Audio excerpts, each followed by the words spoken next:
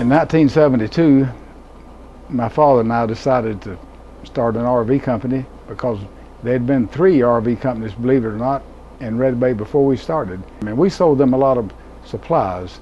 I went in business with my dad in 1958 in the lumber business, and when I was still in high school, and they would come to our store and purchase lumber and plywood and different kinds of supplies that they would run out of during the day and finish the day with. And that's very important for a company like we that in production. And so I would go down there the first of every month and try to collect the bills that they owed us. And I got really interested in the RV business. And when they both went out of business, I told my dad, I said it'd be a good time for us to start. So we started in September of 1972, and business was much different then. The motorhomes looked a lot different. They were real boxy and they weren't very attractive at all, but you know, they were campers, and we hadn't got started very much down the road till we hit the energy crisis. That we had the Arabian oil embargo that you may remember, and the gas lines back in the last part of 73 and 74, and we had a tough time. We had over 100 RV manufacturers at that time building motorhomes in 1973.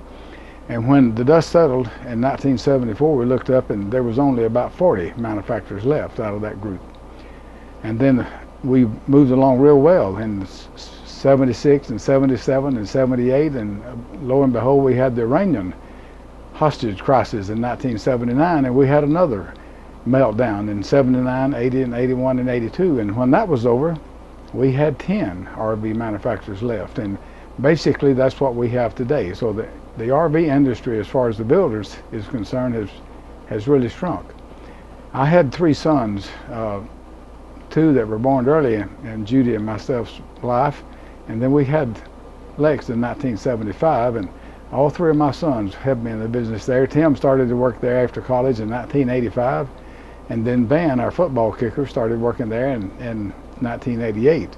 And of course, they've been there a long time now.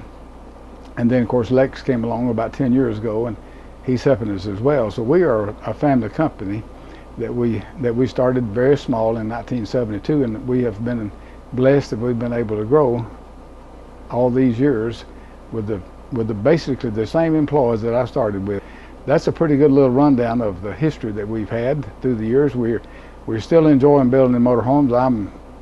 A lot of people in this industry think I'm going to retire, but I got news for them. I love the business. And Bob Green was speaking to me a little bit ago out here, and we were talking about things in our companies, General RV and Tiffin Motorhomes, how the similarities run, and he is so right, because you know, it's a great opportunity for people that really want to do right, take care of their customers like General RV has done and like Tiffin Motorhomes has done all these years, and be a family company. And it makes a lot of difference for a customer if he's going to buy a motorhome to know that he's not buying it from some huge conglomerate that has a headquarters in the New York Stock Exchange in New York, that he can come face to face with the owner and talk to him. We have an open door policy at our plant, and any of the customers that we have can come to my office and walk in there and talk to me, and we take care of their problems on the spot. In fact, I've taken care of 2 or 3 problems out here today with customers that come by and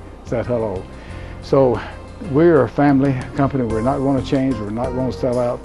We're going to stay. We're going to stay in, as my daddy says, we're going to stay in the saddle and do our job and take care of our customers. That's what this business is all about, and try to deliver the very best product we possibly can at the most competitive price that we possibly can, so we can take care of our customers if there's a problem that arises.